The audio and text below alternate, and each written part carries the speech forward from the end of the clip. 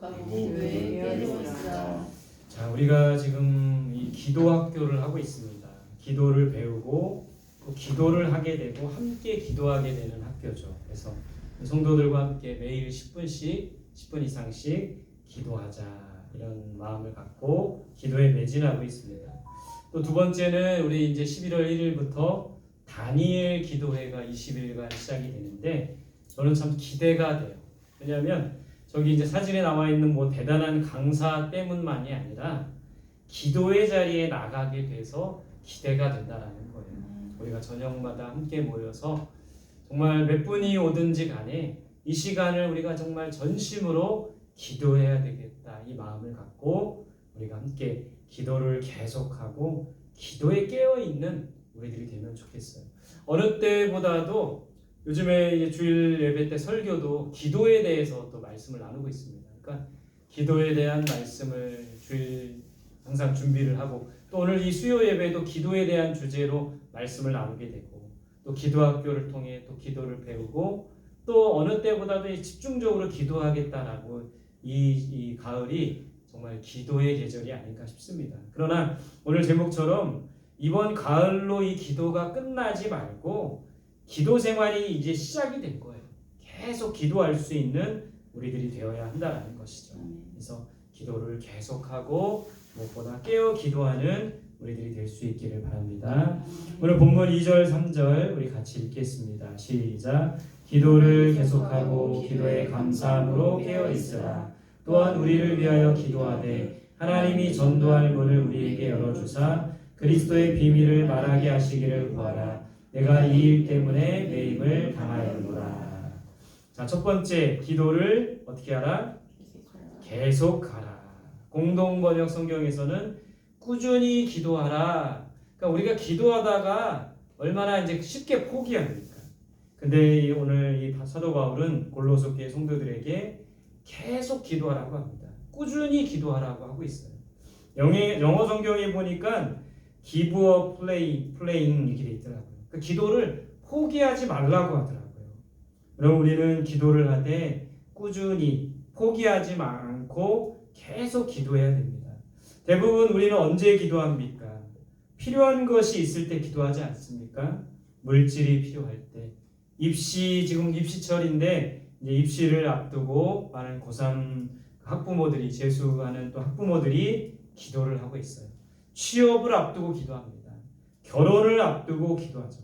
우리가 필요한 것이 있을 때 하나님 앞에 매달리며 기도하는데 필요한 것이 이제 해결이 되면 또 기도하지 않는 게 우리들의 모습이라는 겁니다.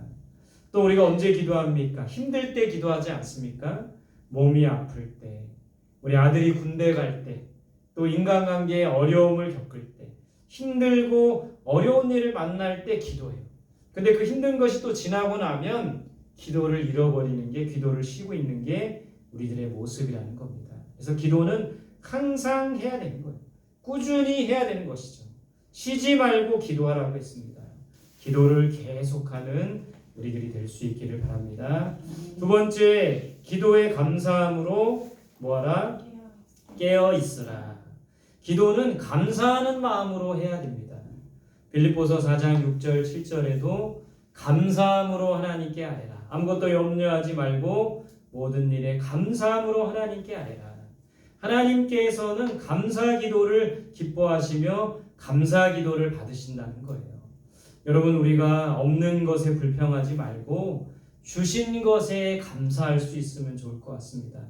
감사함으로 간구할 때 하나님께서 그 기도를 기뻐하시고 들어 응답해 주신다는 거예요. 불평과 원망의 마음이 아니라 감사의 마음으로 간구하는 우리들이 될 수 있기를 바랍니다. 우리가 하박국 선지자의 기도를 알고 있어요. 무화과 나무에 열매가 없고 포도나무에 열매가 없고 외양간에 소가 없다 할지라도 난 여호와로 인하여 기뻐하겠습니다.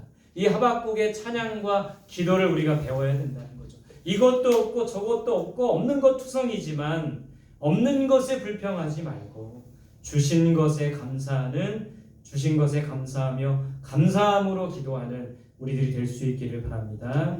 두 번째, 오늘 기도의 감사함으로 깨어 있으라고 했어요. 깨어 기도해야 된다고 합니다. 영어 성경에서는 경계를 게을리하지 말고 기도하라 이렇게 돼 있어요. 여러분 기도하는 일은 파수꾼의 역할을 하는 거예요. 파수꾼이 그 성을 지키기 위해서 깨어 있는 겁니다. 경계를 늦추지 않는 거예요. 깨어서 경계해야 돼요. 누가 틈타는 것을 막기 위해서 적군, 우리의 적군이 누구죠? 악한 사탄 마귀인 거죠. 마귀는 어떻게 해서든지 우리가 기도를 하지 못하게 합니다. 기도에 집중하지 못하게 하고 하나님께 나아가지 못하게 한다는 것이죠. 깨어 기도하라. 경계를 게을리하지 말고 우리 기도는 파수꾼의 역할을 하는 거예요. 새벽마다 우리가 파수꾼이 되어서 깨어 기도하고 경계를 늦추지 않을 때 우리 가정이 평안할 수 있고 우리 교회가 평안할 수 있고 우리 경내가 평안할 수가 있다는 거예요. 깨어 기도하는 기도의 파수꾼이 될 수 있기를 바랍니다. 세 번째, 누구를 위해서 기도해야 됩니까? 뭐 전하는 자를 위해 기도합니까? 복음 전하는 자를. 오늘 우리 3절 말씀에 바울이 이렇게 말하고 있어요. 골로새 교인들한테 우리를 위하여 기도하라. 우리가 누구죠? 바울과 복음의 일꾼들입니다. 바울과 동역자들이에요. 복음의 일꾼들, 복음 전하는 자들이에요. 지금으로 말하자면 목회자들이겠죠. 전도자입니다. 선교사님들이에요. 복음 전하는 사역자들이 이들이 무너지지 않도록, 이들이 부패하지 않도록, 이들이 온전히 사명을 감당하도록 우리는 끊임없이 기도해야 된다는 거예요. 그렇게 기도를 꾸준히 하고 기도에 감사함으로 기도하고 깨어 기도하며 특별히 복음 전하는 자를 위해 기도하는 우리들이 될 수 있기를 바랍니다. 구체적으로 바울은 3절에 복음 전하는 자들을 위해서 이렇게 기도해 달라고 말하고 있어요. 첫 번째 뭡니까? 복음의 문이 열리도록 기도하라고 요청하고 있는 거예요. 여러분 요즘 이 복음의 문이 굳게 닫혀 있어요. 어떤 문이 닫혀 있습니까? 먼저는 사람들의 마음의 문이 굳게 닫혀 있어요. 왜 그런 거예요? 오늘 요즘에 전도하려고 하면 전도지 하나 나눠주려고 해도 사람들이 냉소적이고 잘 받아들이지 않는다는 거예요. 왜 그런 거예요? 교회와 복음에 대한 그 신뢰가 추락하고 떨어졌기 때문이라는 거예요. 예전에는 그래도 교회 하면 사람들이 신뢰하고 교회를 좋아하고 그랬는데 지금은 이 교회와 복음에 대한 신뢰가 떨어져 있는 거예요. 그래서 점점 사람들의 마음이 굳게 닫혀서 복음을 잘 받아들이지 않는다는 겁니다. 그래서 먼저는 복음의 문이 열리도록 기도한다는 것은 사람들의 마음의 문이 열리도록 기도해야 된다는 거예요. 여러분 우리가 전도하려고 하는 많은 사람들 그들의 마음 문을 하나님이 열어주셔서 하나님의 복음이 하나님의 사랑이 그들 마음속에 잘 스며들 수 있도록 간구하는 우리들이 될 수 있기를 바랍니다. 두 번째는 이 복음의 문은 여러 가지 이 사회 제도가 구조적인 문제가 있는 거예요. 뭐냐면 집집마다 문이 굳게 닫혀 있는 겁니다. 아파트에 살죠. 문이 닫혀 있어요. 요즘에는 아파트 입구에 들어가려고도 문이 닫혀 있습니다. 집집마다 문이 닫혀 있고 사람들이 서로 교류하지 않으면서 이웃이라는 개념이 정말 없게 되는 거죠. 이런 사회 제도와 구조적인 문제 때문에 복음의 문이 굳게 닫혀 있을 수밖에 없는 거예요. 세 번째는 이 복음의 문이 열리도록 기도한다는 것은 복음의 방해꾼들이 있다는 겁니다. 오늘 이 사도 바울이 살던 이 시대에도 복음의 방해꾼들이 있었어요. 그들이 누굽니까? 유대인들이죠. 거짓 선지자들이죠. 이단들입니다. 지금도 이 복음의 방해꾼들이 있어요. 이단들과 사이비, 타종교, 동성애, 진리를 거스리는 자들이 있기 때문에 이 복음의 문이 열리지 못하고 있는 거예요.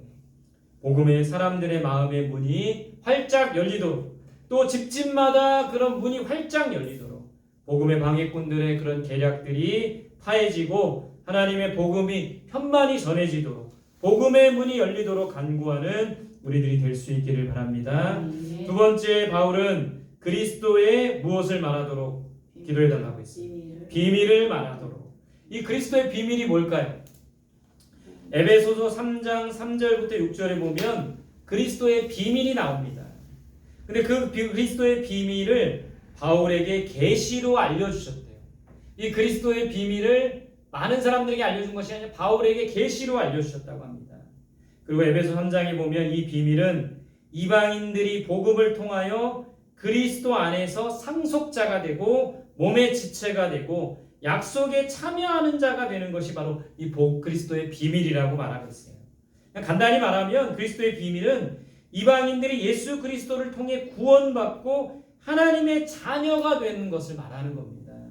근데 여러분, 이 바울 시대에 왜 이 그리스도의 비밀을 말하는 것이 어려웠을까요? 누가 그리스도를 인정하지 않았기 때문에 그래요. 유대인들이 그리스도를 인정하지 않은 겁니다. 예수 그리스도를 구주로 인정하지 않은 거예요. 바울이 수많은 유대인들의 반대와 핍박이 있었기 때문에 그리스도의 비밀을 담대하게 말할 수가 없었던 겁니다. 그래서 가는 곳마다 유대인들이 이것을 방해하고 또 여러 사람, 거짓 선지자들이 이 그리스도의 비밀을 말하는 것을 방해했다라는 거예요. 여러분, 요즘도 그렇지 않습니까? 우리가 복음 전하는 것을 방해하는 많은 그런 세력과 많은 것들 가운데 그리스도의 비밀을 담대히 말하도록 간구하는 우리들이 될 수 있기를 바랍니다. 세 번째, 그리스도의 비밀을 뭐하도록 기도해달라고 했습니까? 나타내도록. 4절에 그리하여 내가 마땅히 할 말로서 이 비밀을 나타내리라. 여러분, 그리스도의 비밀을 담대히 말해서 많은 사람들에게 이 비밀이 나타나도록 바울은 골로새 교인들한테 기도 부탁을 하고 있는 거예요. 그러기 위해서는 여러분, 우리가 전하는 이 그리스도의 비밀이 사람들 속에 나타나기 위해서는 우리가 먼저는 담대히 전하고 그 그리스도의 비밀, 그리스도의 복음이 완전히 나타나기 위해서는 말로만 전하면 안 되는 거예요.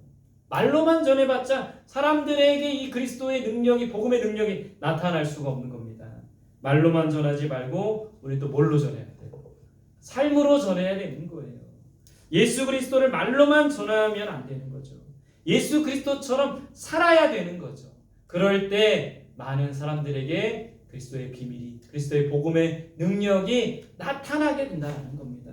여러분, 입술로만이 아니라 삶으로 그리스도를 전하며 그리스도 예수 그리스도를 전하기만 하지 말고 예수 그리스도처럼 살아가는 우리들이 될 수 있기를 바랍니다. 다음 장입니다. 우리 5절 6절 같이 보겠습니다. 시작. 외인에게 대해서는 지혜로 행하여 세월을 아끼라. 너희 말을 항상 은혜 가운데서 소금으로 맛을 낸과 같이 하라. 그리하면 각 사람에게 마땅히 대답할 것을 알리라. 외인이 누굽니까? 교회 밖 사람들을 말하는 거예요. 불신자들을 말하는 겁니다. 그 외인들에 대해서 우리가 어떻게 해야 되는가? 그리스도의 복음의 비밀을 나타내고 전하기 위해서는, 복음의 문이 활짝 열리기 위해서는 외인들, 교회 밖 사람들에게 우리는 어떻게 대해야 되는가? 첫 번째, 어떻게 대하라고요? 지혜롭게 행하라. 외인들에게, 믿지 않는 자들에게 지혜롭게 행해야 됩니다. 중심을 잡고 끌려가면 안 되는 거예요. 여러분, 바울이 이런 말을 했죠. 유대인들을 전도하기 위해서는 누구처럼 되어야 되고? 유대인들처럼. 이방인들을 전도하기 위해서는 이방인들처럼. 그렇다면 여러분들에게 한번 질문해 보겠습니다. 죄인들을 전도하려면 어떻게 해야 됩니까? 죄인처럼 살아야 되는 건가요? 죄를 져야 되는가요? 죄인들을 전도하기 위해서? 그건 아닌 거예요. 지혜가 필요한 거죠, 우리에게는. 그래서 뱀처럼 지혜롭고 비둘기처럼 순결하라. 우리는 지혜를 가지고 이 사람들을 대해야 돼요. 그러면서도 이 복음의 순결함과 복음의 순수성을 굳게 지켜나갈 수 있어야 된다는 겁니다. 믿지 않는 자들에게 맞춰준다고 해서 이렇게 맞춰주고 저렇게 맞춰주고 같이 술 먹으러 다니고 어울리고 다니고 이거 분별력 없이 그렇게 하는 거는 지혜롭게 행하는 것이 아니라는 거예요. 맞춰줄 건 맞춰주고 그 사람들을 잘 품어주되 우리 마음속에 이 복음의 순결과 순수성은 갖고 있는 것이 바로 지혜라는 겁니다. 어떤 상황에서도 중심이 흔들리지 않는 것이 바로 지혜라는 거예요. 지혜롭게 우리 교회 밖의 사람들에게 지혜롭게 행하는 우리들이 될 수 있기를 바랍니다. 두 번째, 무엇을 아끼라고 합니까? 세월을 아끼라. 저도 그렇게 설교했고 많은 사람들이 이 세월을 아끼라 할 때 시간을 아끼라 이렇게 설교했어요. 근데 오늘 이 문맥을 쭉 살펴보면 이 세월을 아끼라는 말은 기회를 잡으라는 거예요. 어떤 기회를 말하는 겁니까? 복음을 전할 기회를 잡으라는 겁니다. 그때를 놓치지 말라는 거예요. 믿지 않는 자들에게, 외인들에게, 교회 밖 사람들에게 복음 전할 기회를 놓치지 말라는 거예요. 여러분, 우리가 11월 17일 VIP 초청잔치 합니다. 특별히 이번에 정말 기대가 되는 거는 우리가 이 전도와 함께 더불어 기도를 하기 때문에 전도와 기도가 플러스 될 때 결실을 맺을 수 있다고 저는 생각이 들어요.